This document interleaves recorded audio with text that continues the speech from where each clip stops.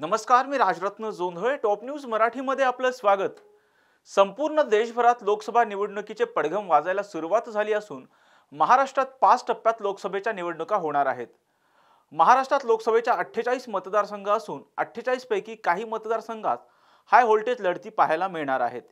यापैकी एक असणाऱ्या सांगली लोकसभा मतदारसंघात आता महाविकास आघाडीतील 2 पक्ष असलेल्या ठाकरे गट आणि काँग्रेसमध्येच उमेदवारीवरून मतभेद झाल्याचं पाहायला मिळतंय.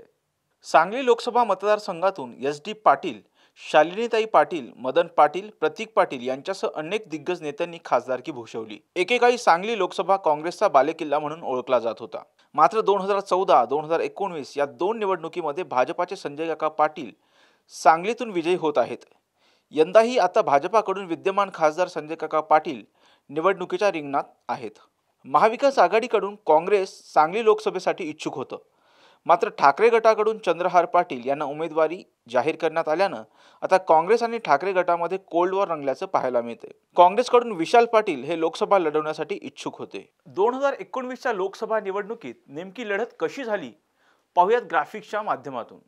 2019च्या लोकसभेत तिरंगी लढत पाहायला मिळाली होती.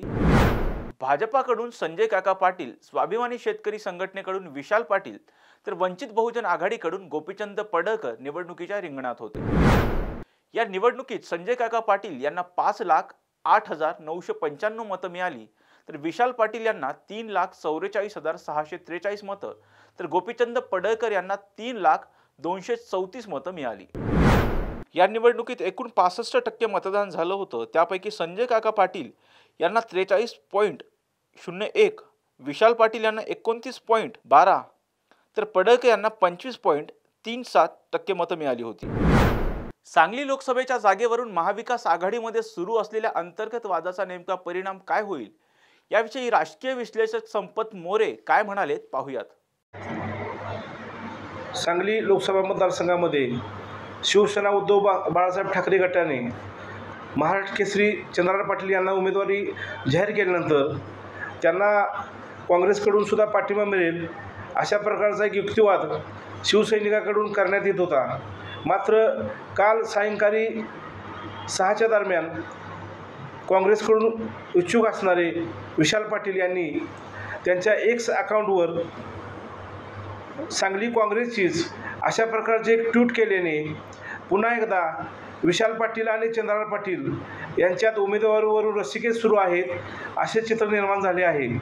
काँग्रेसचे जिल्ह्याचे नेते डॉक्टर विश्वजित कदम यांनी विशाल पाटील यांच्या उमेदवारीसाठी दिल्लीमध्ये तळ ठोकला आहे.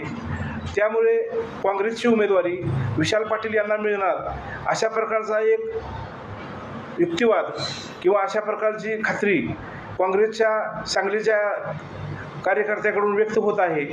त्याच वेळेला चंद्रहार पाटील यांनी त्यांना उमेदवारी मिळाल्याने प्रचाराला सुरुवात केली आहे आणि काँग्रेसचे नेते मात्र दिल्लीमध्ये ठाण मांडून बसले आहेत आणि कोणत्याही परिस्थितीमध्ये सांगलीची उमेदवारी आम्हाला मिळेलच असा विश्वास ते व्यक्त करत आहेत.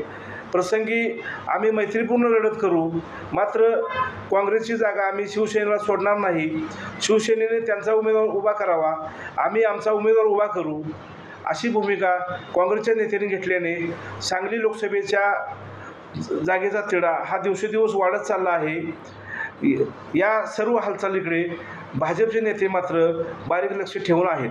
पश्चिम महाराष्ट्रातील सर्वाधिक चर्चेत असणाऱ्या या सांगली लोकसभेच्या जागेवरून आता काँग्रेस आणि ठाकरे गटामध्ये जी आहे ती चढाओढ पाहायला मिळते. काँग्रेसकडून विशाल पाटील इच्छुक असतानाच ठाकरे गटाकडून चंद्रहार पाटील यांना उमेदवारी जाहीर केल्यामुळे आता ठाकरे गट आणि काँग्रेसमध्ये जो अंतर्गत वाद सुरू आहे याचा फटका नेमका कोणाला बसतो हे पाहणं महत्त्वाचं असणार आहे.